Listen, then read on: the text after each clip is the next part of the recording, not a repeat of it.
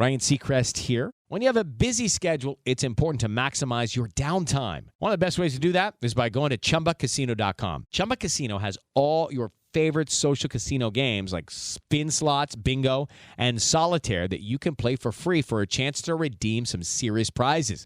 So hop on to ChumbaCasino.com now and live the Chumba life. Sponsored by Chumba Casino. No purchase necessary. VGW Group. Void where prohibited by law. 21 plus. Terms and conditions apply.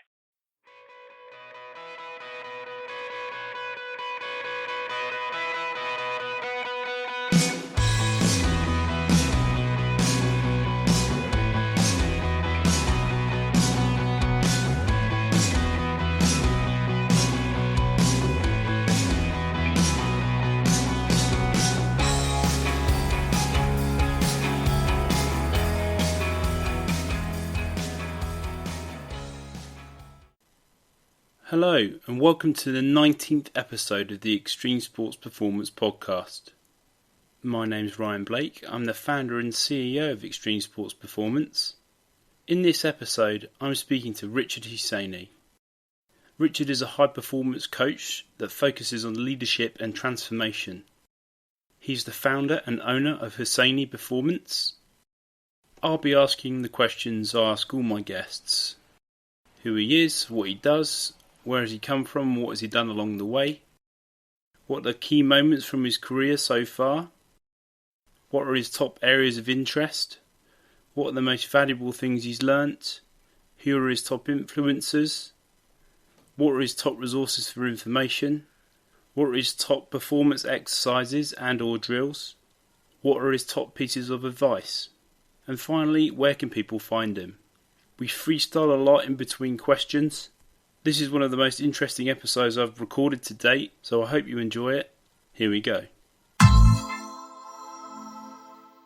Hi Richard, welcome to the Extreme Sports Performance Podcast. Please can you start by just telling everyone who you are and what you do? So who am I? So as I said, my name is Richard Husseiny. I'm a performance coach. A lot of my career was in professional sport, high performance sport as a strength and conditioning coach.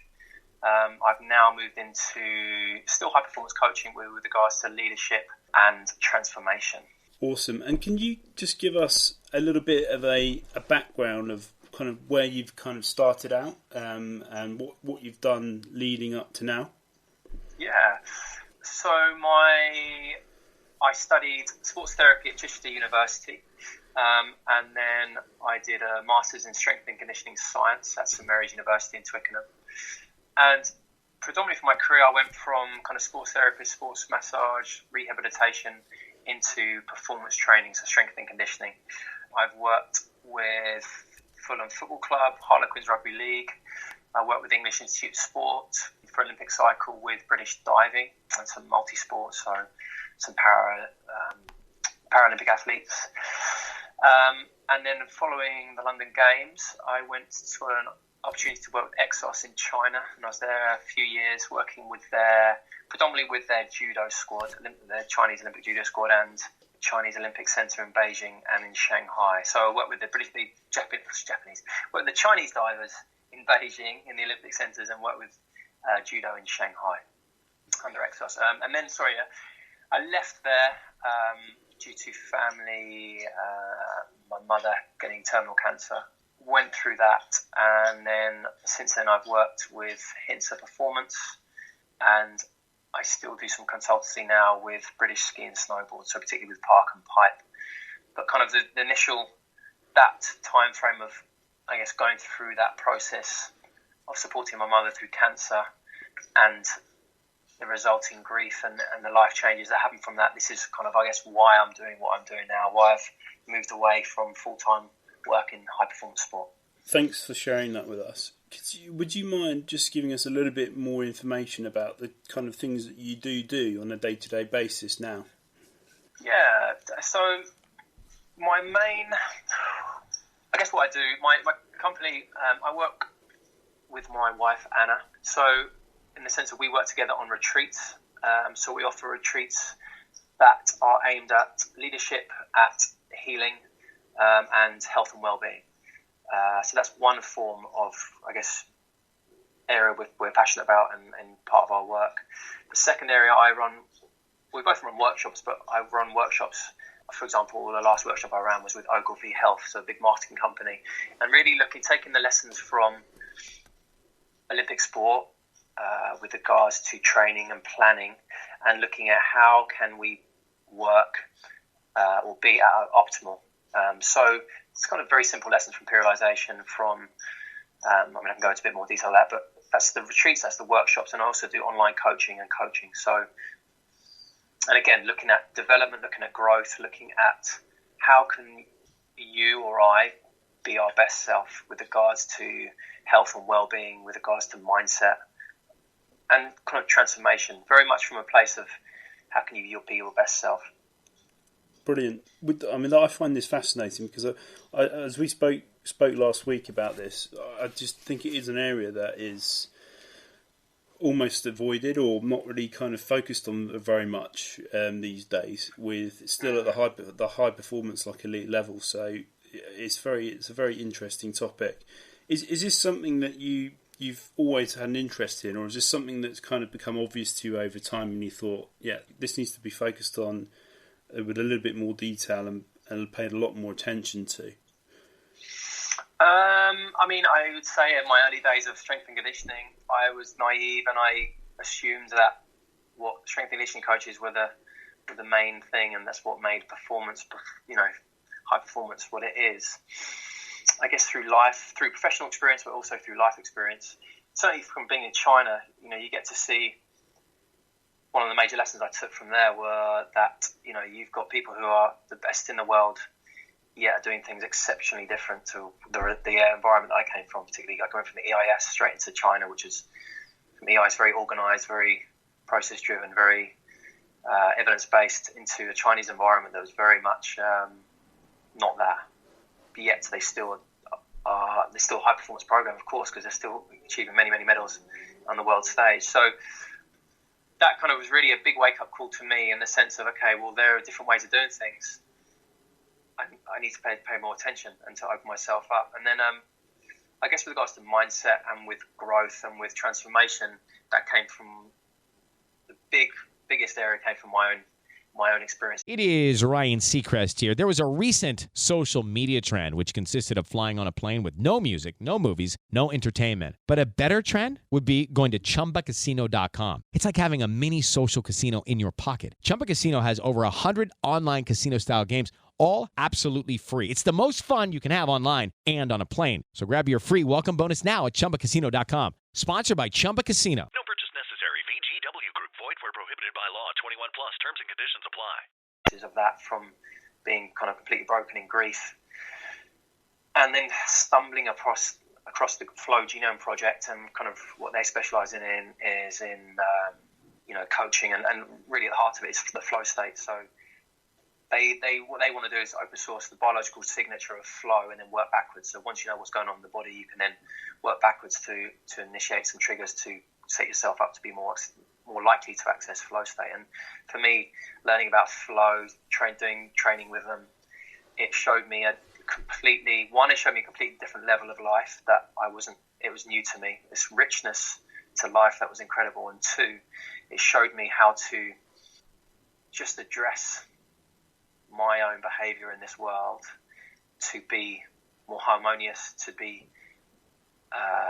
less, things are happening to me, to more, okay, right, I control what I can control, and all based from kind of a mindset perspective. So yeah, that's kind of why I think that's so important, and from both. Yeah, that's fascinating, really, really fascinating. And this is definitely an area, as I alluded to when we chatted last week, that I'm looking at more and learning more about, because I just think it's such a valuable tool to have as a coach, whether that is with athletes, or as a business leader, or as in a point of authority, like having that greater understanding and the greater amount of skills available to you to be able to communicate and see things you might have missed beforehand is invaluable. So it's really interesting.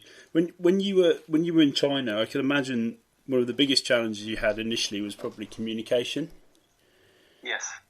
How did you go about tackling that in the first instance? Not very well to start with. I was luckily provided a translator, and it's not just the communication, but you've also got a huge cultural difference. So, failure or getting things wrong or having an open mindset to, that alone is a huge cultural. What's the word? I don't know. Kind of, it's not what is not even accepted. It's not taken on. It's not seen as a good thing to make a mistake. So you don't want to be the person that's seen as they're very much about saving face, and that's typically an Asian thing anyway. But that was totally new to me, and so I had no understanding or concept of that. So really, what it taught me in time, in terms of your coaching, I did learn some Chinese, and it showed me that just allow the athletes to move. You don't have to use many words, and give them the freedom to experiment, which then kind of, for me, that's when I got some really good, the athletes got really good growth with regards to their movement and physical quality. So yeah, just a kind of really great experience to sort of really force me to look at how I coach. Sure. How long were you there for? 2.5 years. 2.5 years. Did you notice a considerable difference in how you would approach things or do things like A, in a coaching instance, but B, in just kind of everyday life when you came back? Yeah, definitely. So with regards to coaching, just there are many different ways to get high performance. Now, there are some very good ways and there are some not so good ways, but really it kind of showed me that and taught me that the athletes know what they need most of the time, and if you just provide an environment where they can thrive, and one of the biggest things that got me buy-in with regards to the coaches over there, the Chinese coaches, because of course a foreigner that I was coming into their environment to try and make change was like, well, what are you doing? This is what we've always done. And so I just started to collect some very simple objective data regarding trim, regarding how their training was split up. So I wasn't even really doing anything. I was trying to just tidy up their gym sessions. I didn't start with kind of changing the programming or anything like that to start with, because I just wanted to see what they did. Anyway, over space of sort of 2-3 months, I collected some information, which then gave the coaches information on their program, which was kind of, I guess, novel to them, because it wasn't in their culture at that time to do that, to collect data. Very, very simple. And so that kind of really opened their eyes to, okay, well, this is really interesting, this is useful. And then from that point, I could carry on with it and had their blessings with that, and we worked together really, really well. So that's coaching. And then I suppose myself, my life, just to start letting things go, like the element of control that I most of us try and control things in our life. In China, there is no such thing as control. Things just happen, and you have to let them go. And I think on a bigger level, I think if we could, say for me, to nurture that skill to kind of, start to don't hold on, don't attach, don't predict everything that happens in your life. Like, just start to drop things, start to nurture that ability of non-attachment, I suppose. So if you look back on your career to date, with what you used to do and all the way up to what you do now, would you say there are any key moments that stand out to you from that timeline? Yeah, the London Olympic Games were amazing. To be involved with the British diving, at the London Games, to be in that environment, that atmosphere was amazing. It just really was a pinnacle. And I suppose, the mundane day-to-day of training in a pool in Southampton, all of a sudden they're in London and they're competing on the biggest stage in the world. That was just amazing. Just the team camaraderie, the atmosphere in London was just amazing. Secondly, China. China was just a completely incredible experience for me personally and professionally. It was amazing to see a completely different environment, to be allowed to see behind the Iron Curtain of China and, what goes on, to meet some lovely, lovely people, and to work with Exos, which was, great to see their philosophy and learn their philosophy. And finally, I guess doing what I do now, it's so enriching to be able to provide a platform for people to grow and to develop and to enable them to have different perspectives, and also to enable them to... Hello, it is Ryan, and we could all use an extra bright spot in our day, couldn't we? Just to make up for things like sitting in traffic, doing the dishes, counting your steps, all the mundane stuff. That is why I'm such a big fan of Chumba Casino. Chumba Casino has all your favorite social casino-style games that you can play for free anytime, anywhere with daily bonuses. That should brighten your day a little. Actually, a lot. So sign up now at ChumbaCasino.com. That's ChumbaCasino.com. No purchase necessary. VGW Group. Void where prohibited by law. See terms and conditions. 18+. Live a life that they want to live. It's just so rewarding, and it's why I do what I do now. And as much, there was a time when I moved away from sport when I felt, I was questioning it, and a big part of my identity was working with high performance athletes. But I'm completely over that now, and it's I'm so grateful to be able to bring what I've learned in professional sport, as well as upgrading myself and upskilling myself on different things, and being able to provide that to other people. Who would you say who are your typical everyday clients or people that you get to work with? Typical everyday, so typically people that professionals, people who've got busy lives, parents, got people who own businesses, got doctors, and then big companies in London, like a marketing company. And although that sounds a big marketing company, they're still people. So that's why I kind of say professionals. Yeah, ultimately it's people who kind of want to be more, are seeking for something different in their life. They've had enough of what's going on right now, and they feel that there's more to life than what they're currently experiencing. Could you give us a couple of examples of challenges that these people might have, like kind of the typical things that you'll face with, or the typical things that they want to change? Often very frustrated business people, very short on time, frustrated, hitting brick walls, like just trying to go down an avenue that just keeps resisting them. Can you say your question one more time? Sorry, I've just forgotten it. No problem at all. So I just wondered what the typical challenges, or the typical requests or things that people want to achieve when they work with you are. Just the way the relationships, the way they see their life. Often, people are their own biggest limitation. Like ourselves are our biggest limitation, and so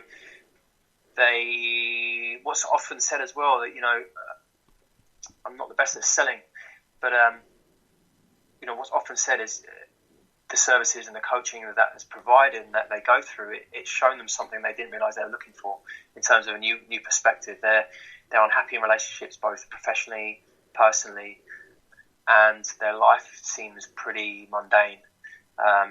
In professional settings, say in London, very much about optimising performance. But what is performance?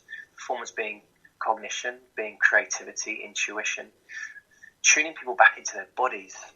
Very simply, but kind of my kind of where I come from is very much the body is a whole ecosystem. The gut and the heart are speaking loudly all of the time.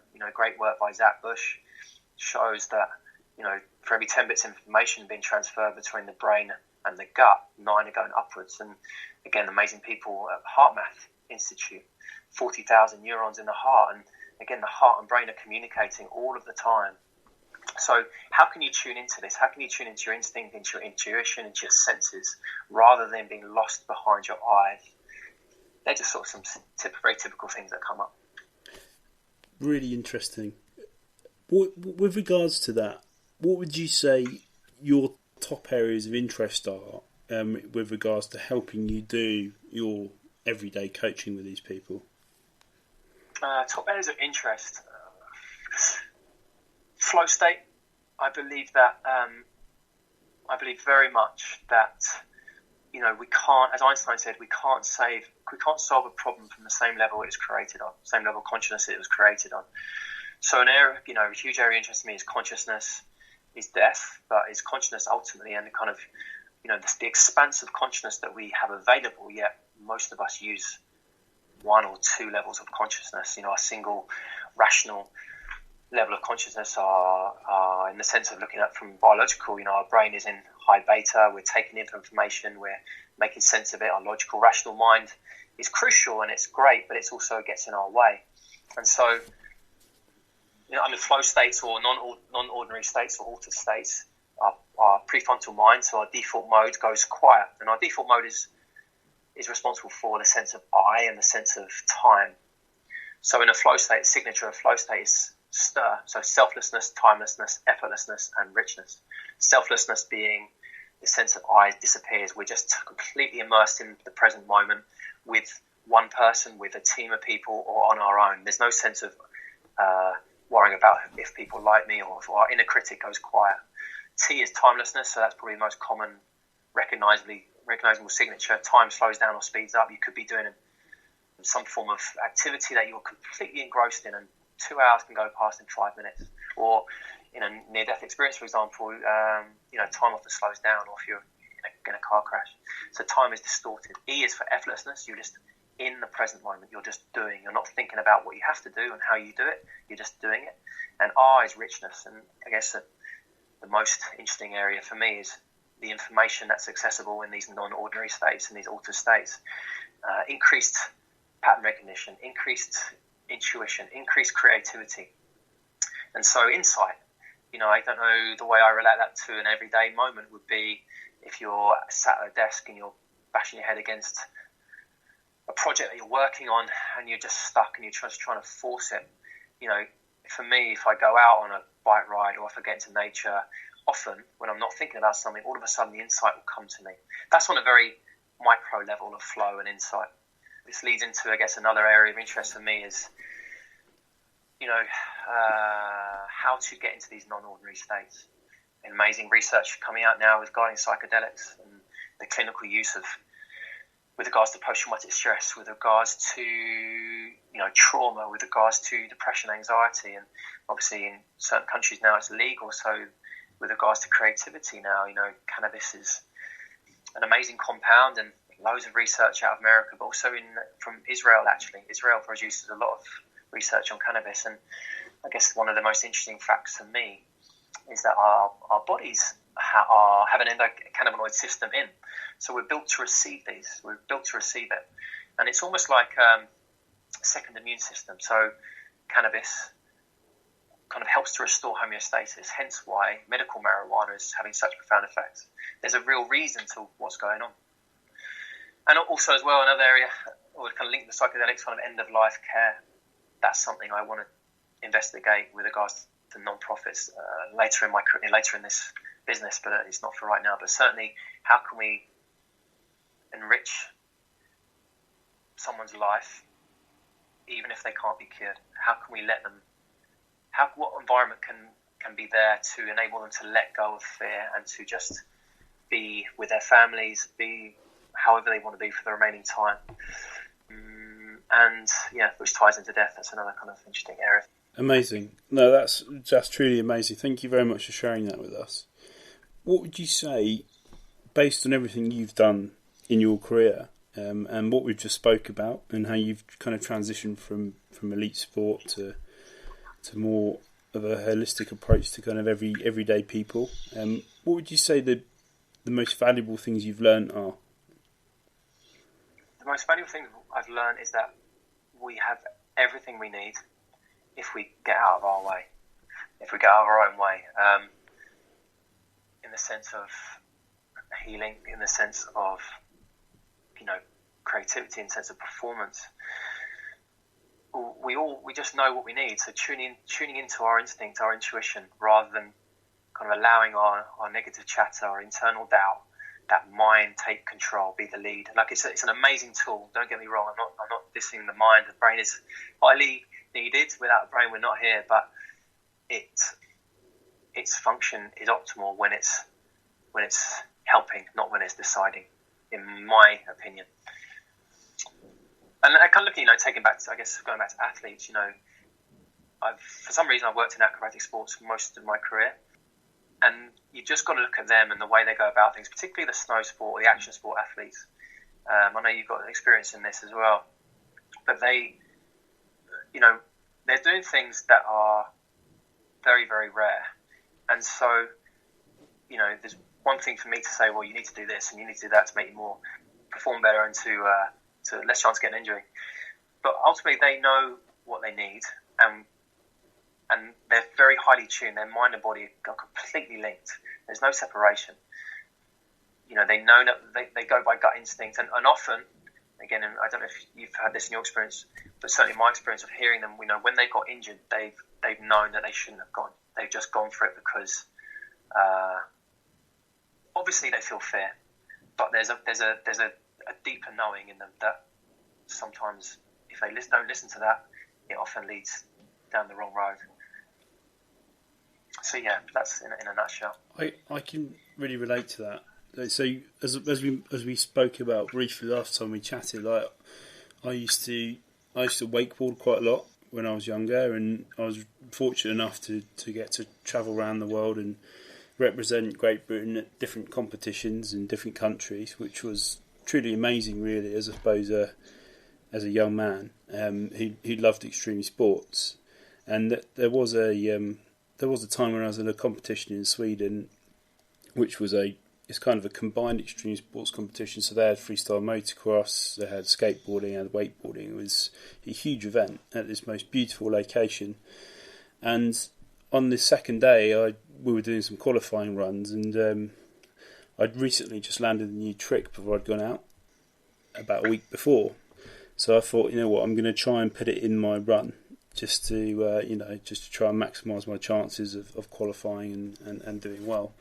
And unfortunately, it couldn't have gone worse, because I did it and it came in way too fast and over-rotated quite a lot. Hit the water so quickly, I knocked myself out and started drowning unconsciously and sinking. And I obviously wasn't aware of all this, but one thing that I was aware of was this absolute, complete and utter state of relaxation and peace when it happened. And I just had this very vivid image of this kind of dull light and like a very warming blue colour around me, feeling like no pain or no senses, but just being completely relaxed. Right. And then all of a sudden, next thing I knew was a couple of days later, and I woke up in intense pain and had pipes coming out of me and all sorts of stuff. And anyway, to cut a long story short, I had a really bad accident. But at the time it happened, my body had seemed to kind of go into this almost like self-preservation mode, which was one of the most peaceful feelings I've ever had. But as soon as I had to kind of come back to reality, and like the medical staff at the hospital were trying to, I suppose, change things or change the way my body wanted to be, it was the complete opposite feeling. So does that? Can you relate to that at all, or have you had any kind of similar experiences? Very much. Like I believe so. Well, there's an amazing story by an ex-athlete called Janine Shepherd. She's got a TED talk. It's called "A Broken Body Isn't a Broken Person." But the podcast I'm thinking about is Neuron Fire by Dr. Bark. But anyway, she tells into a very detailed story, kind of like what you said. It's fascinating. In terms of the body knowing what to do, I completely believe full-heartedly, and from what I've seen, the body has an innate ability to heal. Now, I'll talk about my experience, when I'll link a bit further out to research. I have got into, I love a huge interest for breath work. There's some amazing people out there. Brian McKenzie from Power Speed Endurance is looking at breath from a point of view of performance and linking it to anxiety, depression. So linking, say, CO2 tolerance. If we have a poor CO2 tolerance, that's directly correlated to anxiety, depression, that kind of thing. But breath work that I'm fascinated with is transpersonal type of breath work, in particular holotropic breath. And holotropic breath was created by Professor Stanislav Grof, who was a traditionally trained psychiatrist, psychotherapist back in the 50s in Czechoslovakia.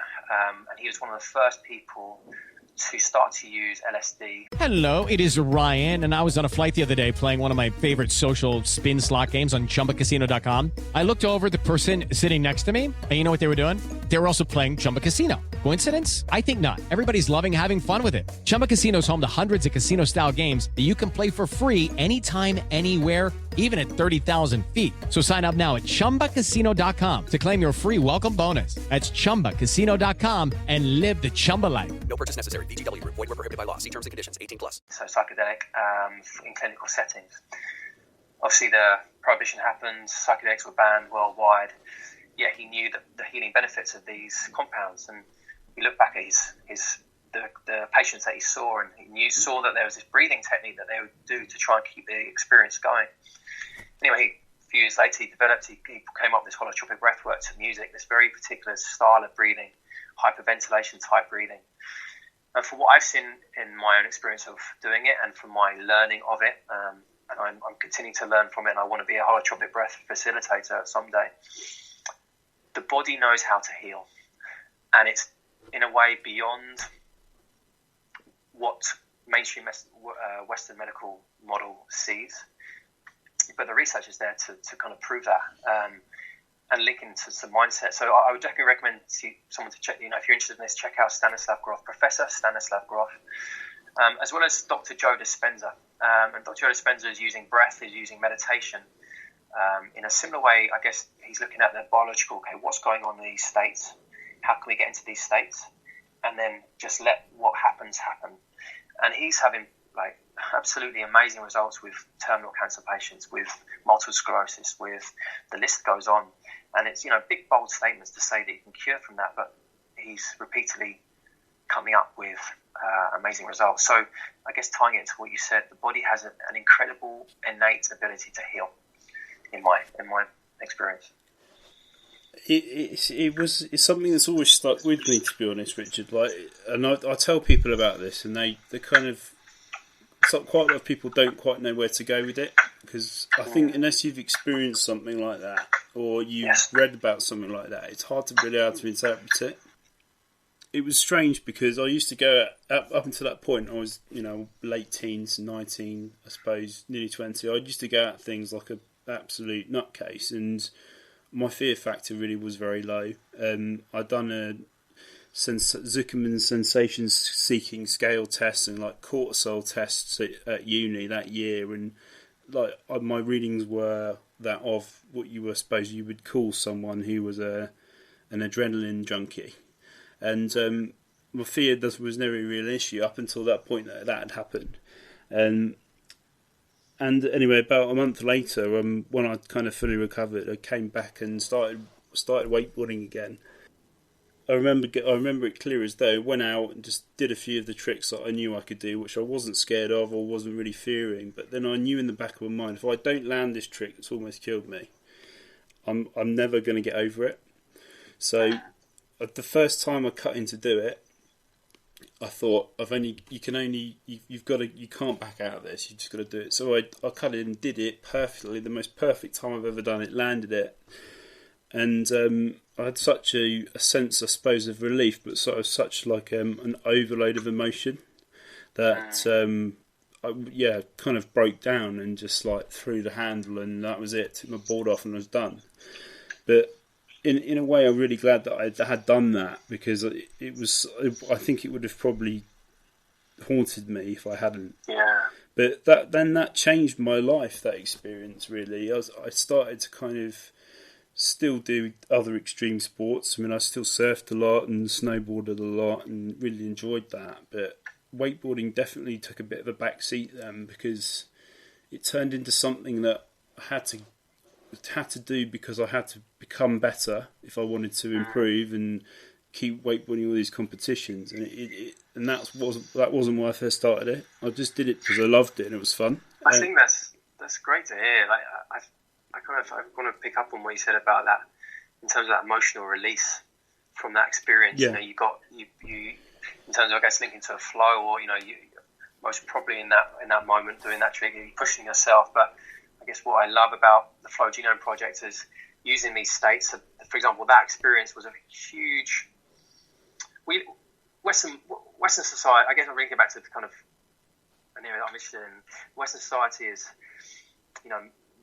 Western society is living on a slow drip cortisol. We're looking at our phones 24 hours a day, straight before we go to sleep, right when we wake up. We're on this low drip, sympathetic tone predominance most of our lives. And I guess what sounds like from your experience, and certainly kind of how I feel about these non-ordinary states or these big experiences, is that it's almost like a reset to our system. It's got a big emotional release, pretty fried. I don't know if that resonates with you, but certainly kind of what the flow genome are going on about, and what I like to teach and like to just really fascinated with regards to kind of using these at key moments, to push yourself, but then to kind of, it's not about keeping on going, but using them as key moments throughout your year. I completely relate to that. And the other thing which was really apparent from the experiences, it reset the way I go about everything in all the other aspects of life. How I look after myself, how I look after other people, how I'm more aware of things I was less aware of before, how more appreciative I am of things that I suppose I took for granted. Like it was quite an enlightening experience, and they do say that you have to have these extreme experiences in life or these extreme situations to kind of almost be snapped out of what you think is a reality, but it's probably a false one. Very, very true. Very true. I think that ties into why I'm so interested about death. It is the guarantee of at some point of our life, and but to me it allows, kind of like as you said, by really thinking about it and being aware of it, it just changes perspective on life. And for me, it helps me live life to the fullest, and it gives me more of an appreciation for the day to day. Now, don't get me wrong, I still get lost in my stories, but I can come back quicker with that appreciation of what really matters in life.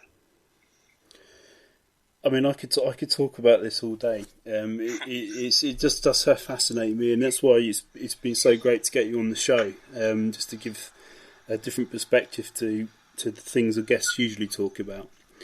So I just wanted to kind of just go off at a different tangent here, and I know you've mentioned a few people and a few resources, which I will put all that information in the show notes.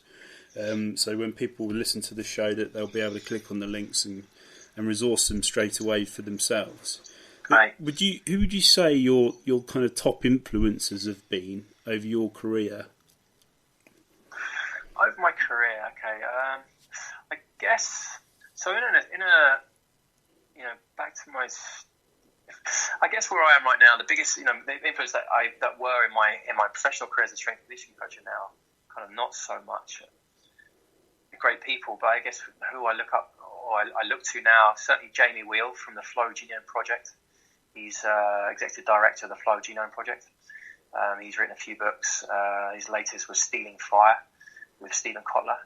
Just that it really resonates with what he's trying to do, what his organisation is trying to do. He is a highly sharp individual, far sharper than me. But what I love listening to him and the training that I've done with him has just been so enlightening. And I think, certainly for me, the change we want to see in the world, we have to start with ourselves.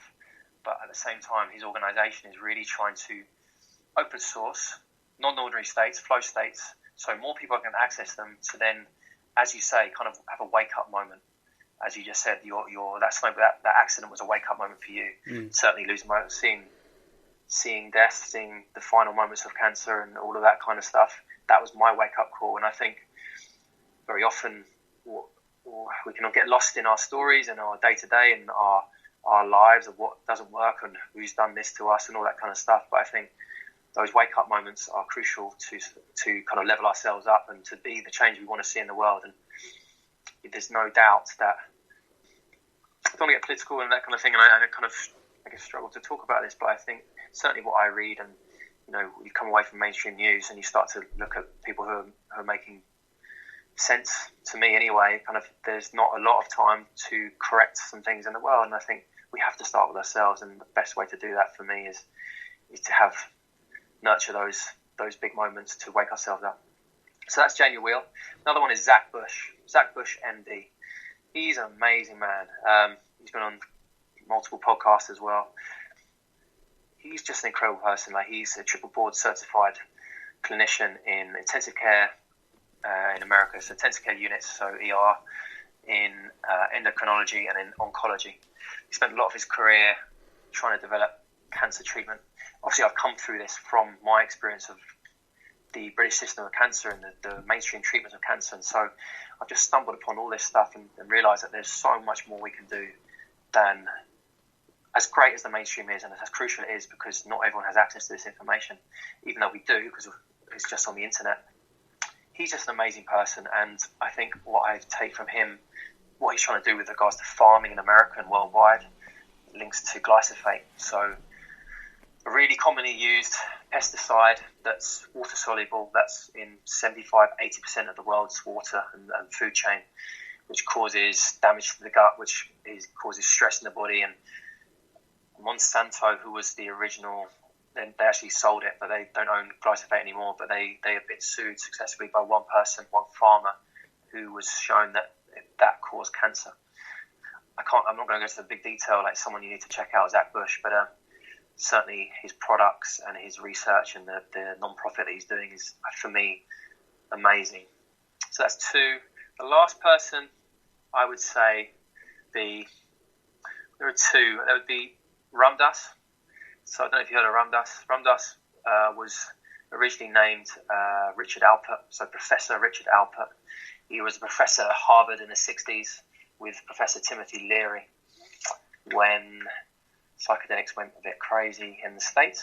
Anyway, he's turned into this amazing story. There's a great Netflix show called Dying to Know, and you can learn about them on there. But he's just an amazing spiritual leader, I suppose, and kind of I love how he addresses the big questions of life.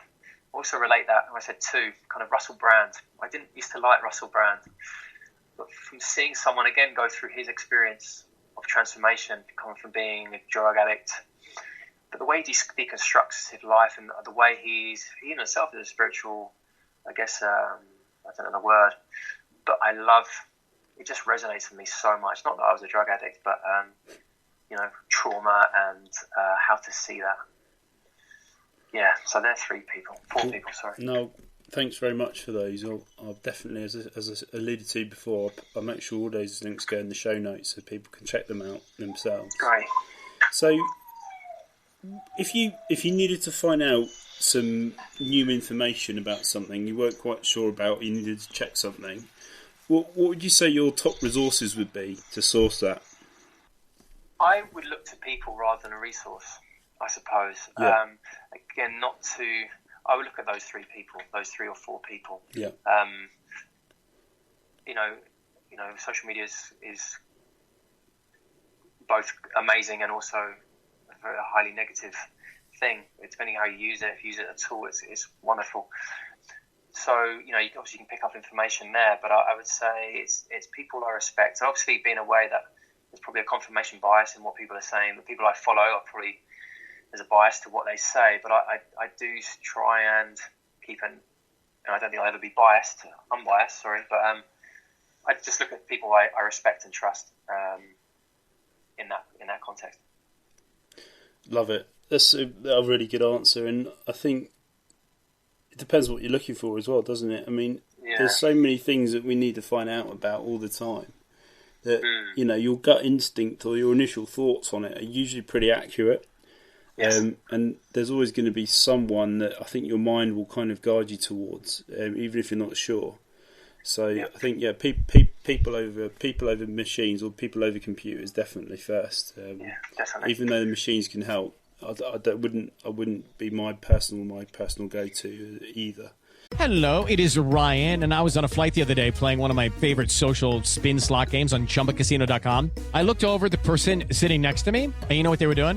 They were also playing Chumba Casino. Coincidence? I think not. Everybody's loving having fun with it. Chumba Casino is home to hundreds of casino-style games that you can play for free anytime, anywhere, even at 30,000 feet. So sign up now at ChumbaCasino.com to claim your free welcome bonus. That's ChumbaCasino.com and live the Chumba life. No purchase necessary. VGW Group. Void where prohibited by law. See terms and conditions. 18+. So this next question always causes people to, I suppose, to not want to answer it.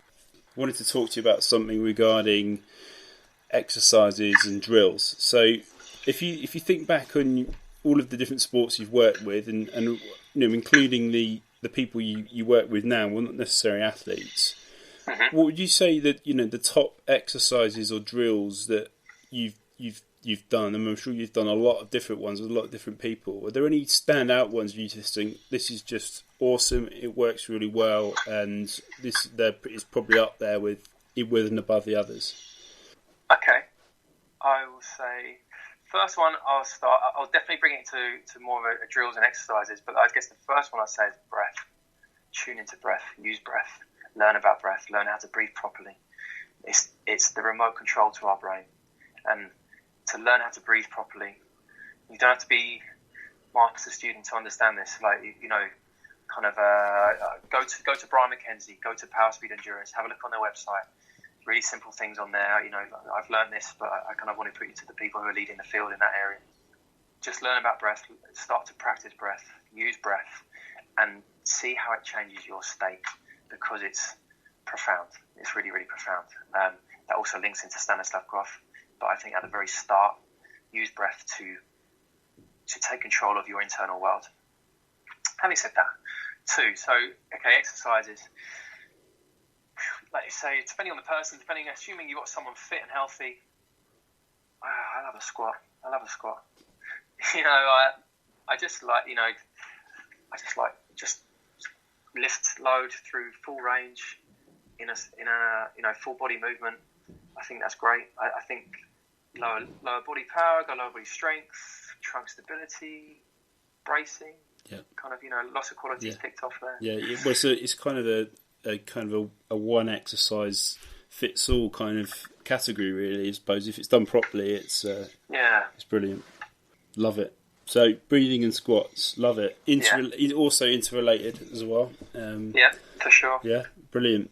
Thanks for that. Good stuff. And as I'm sure that all of the listeners will probably laugh when I mention that previous guests have almost lost their shit when I've asked them that, because they're like, "What was it's a stupid question." That there's thousands that I could say, but it's just the ones I just like to hear, the ones that people like will always probably put at the forefront of their mind. I was speaking to Nick Grantham not so long ago, and he had some quite comical things to say when I asked him that. So if people have not listened to that episode, give it a listen, because it's quite funny. I'll have to. He was at the Red Bull Coaches Forum the other day, and he said there are 4 people that like the gym. You've got rugby players, weightlifters, Olympic lifters, and bodybuilders, and that's it. And it's just, I think that rings quite true. I don't know, kind of in the sense of exercises, and I don't know, it just tickled me when he said that. So you just actually reminded me, I've just completely escaped my escape mate. Could you just give us a little bit of an insight to the Red Bull Coaches Forum and what went on there? Yeah, a really great day. Darren Roberts, I love Darren Roberts, he's brilliant, and kind of really carved his niche in this field, and just put an amazing day. And what I loved about it is, again, lessons from these high-performing people we can all take from, and with regards to, you know, how they go about. They seem very chaotic on the outside, and I suppose if you watch the films, the programs on, on Red Bull TV, and you think, look at how people, they go about their life, they seem erratic and crazy, but in fact they're very calculated. And some of the things I took away from it was, you know, fear is healthy, and the reason fear is healthy because it forces focus. So, yeah, one of the things I think relating that to normal life, like if you want to go, there's always a fear behind change, and there's always a fear behind going for something that you want, but it's also a healthy thing. And change that word. They changed the word from fear, or some of them did anyway, change the word fear to focus. I'm going to enter focus now. Change your language you use around that. They use visualization. So, to what they want and how they want it to go rather than what they don't want. They get comfortable with the consequence of risk. So that acceptance kind of unlocks a lot of freedom for them because they realise what they're about to do. They realise what risks are involved. Are they happy with it? Yes. Okay, well then that's it. You can go for it. You can be completely focused in that moment. They trust their process. Yeah. So just allows them to have a very clear mind when it matters. Otherwise, once they're towing into that wave, or once they come onto that, if the break's an incredible day, once they come to that day and they're on the boat out to the waves, they think, I've done everything I can in my power to be as the best person I am right now. Let go. And again, that ties into us. And I think innovation and creativity can't exist without failure. And failure is just learning. That's all it is. Failure is such a bad context. It links back to China, how failure or getting things wrong was seen negatively, but it's crucial. It's crucial for all of us to learn and to improve and to see our blind spots, Go on, sorry, you say? No, I was just about to say, mate, sorry to interrupt. I was just saying that failure at the moment, as you know, I work with a lot of youth athletes, multi-sport youth athletes at the moment, ranging from 12 to 18 years old. And the one thing which is overwhelmingly apparent is they all fear failure. And so I'm spending quite a lot of my time getting them to be comfortable with it and to get them to know that it's okay. It's okay to fail. Yeah. That's the whole point of being here. Is learning, as you just said, and getting them more comfortable with that, and giving them different tasks to try and do, which are probably going to allow them to fail, but be okay with it, and be able to accept it and be comfortable with it. But it fascinates me how, as you've just rightly said, that it's so misinterpreted. For sure. I just interrupted you then. You were going to say something about breath. They use breath control and mindfulness, Yeah. whether it's a snowboarder about to drop into a slopestyle course at Olympic Games, or whether it's a big wave surfer on the boat out to the big waves. Like there's a moment where they need to get in check, and they know, they kind of, it silences their ifs and buts, the what ifs and the doubts. It brings them into the present moment. They're in the present moment and they can let go. Whereas if they're in their mind, they're thinking, well, God, it's big today, or what if this happens? What if I do this? Just forget that. Obviously, easier said than done, but a practice of breath, a practice of that on a daily basis is like anything. It's a skill you can train. The more you train it, the better you'll get it, and the better your body will respond to it, and the quicker you'll be able to get into a place of peace. Awesome. Absolutely love it. So I promised to keep you for an hour, and it's coming up to an hour. So I've got one more question for you. And this is the one I love asking all the guests more than all the others. I don't tell the other questions I've got favourites because I don't want to make the other questions jealous. But this one is definitely my best one to ask. So what would be your top pieces of advice? First one would be to look for the magic in life. Don't be consumed by what people think, what you feel people want you to do, by what you feel you should do. Do what you want to do. Obviously, once you're in line with that, that's obviously going to lead into probably some service, helping others. But don't be worried what other people do.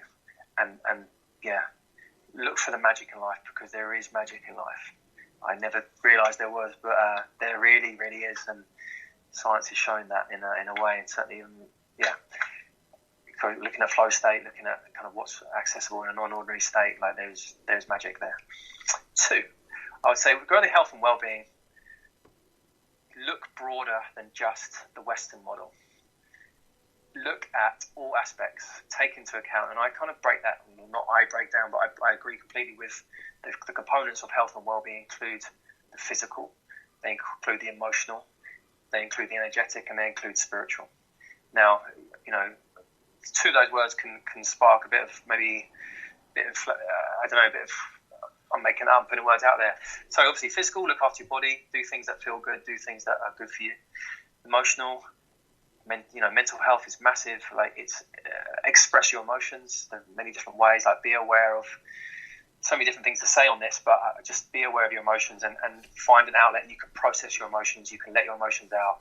you can talk about your emotions. Energetic.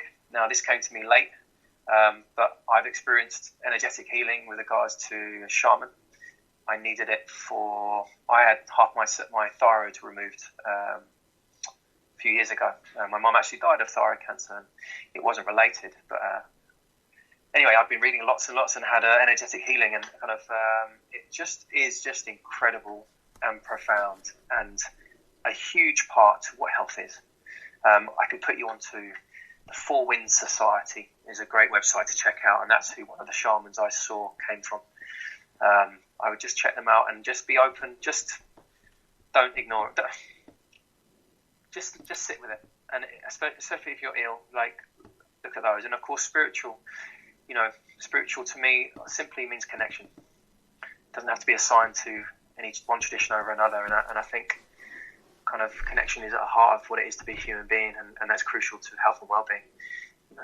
You miss one of those, then in my professional opinion, you're missing the complete kind of what it is to be well, and what it is at the root cause of health. And chronic inflammation, chronic stress is the cause for probably every chronic disease out there. So that's what I would say about that. I think that's, is that enough? Brilliant, absolutely brilliant. What a fantastic way to end the show. I'd just like to say before we wrap up, thank you so much for your time. It's been a real pleasure having you on, Richard. Fascinating talking to you. It's been great. Thank you for having me on. Oh no, you're so welcome, and again, thank you so much for giving up your time. If people wanted to get in touch with you, what's the best way for them to do that? So my website is www.husseinyperformance.com.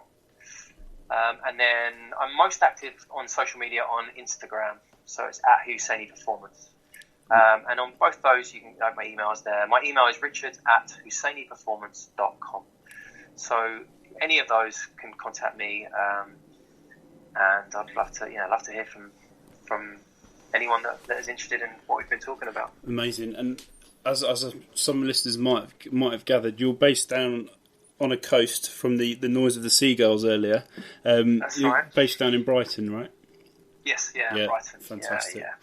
Cool. Well, Great. I'll put those links with all the other things that we've spoke about and all the other brilliant references you've shared with us. I'll put them all in the show notes so people can click on those directly.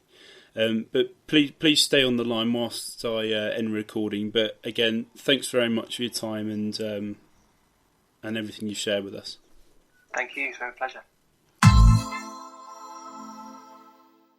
Thanks for listening to the 19th episode. We hope you enjoyed the show. Please leave us a rating and or review on whichever platform you're listening on. Please check out our website, www.extremesportsperformance.com. On our media page, we have weekly blogs that include Thought of the Week, Exercise of the Week, Recipe of the Week, and Training Song of the Week. Each month's collection gets compiled into our monthly newsletter along with company service and store updates. You can sign up for free to receive this via our subscribe page. Our online store consists of training programs, online and in-person coaching, nutrition plans, toolbox, and interactive training systems. Please follow us on our social media platforms, Instagram, Facebook, Twitter, and YouTube. Links to these can be found at the bottom of every page on our website or via any search engine. That's all for now. Until next time, take care.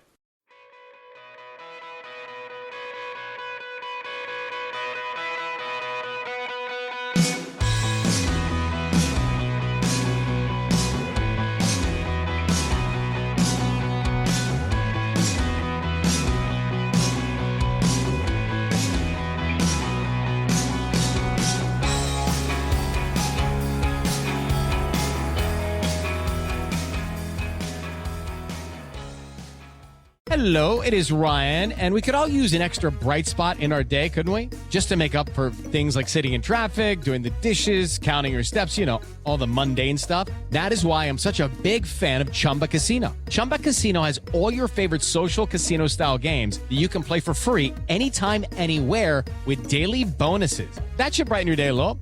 Actually, a lot. So sign up now at ChumbaCasino.com. That's ChumbaCasino.com. No purchase necessary. VGW Group. Void where prohibited by law. See terms and conditions. 18+.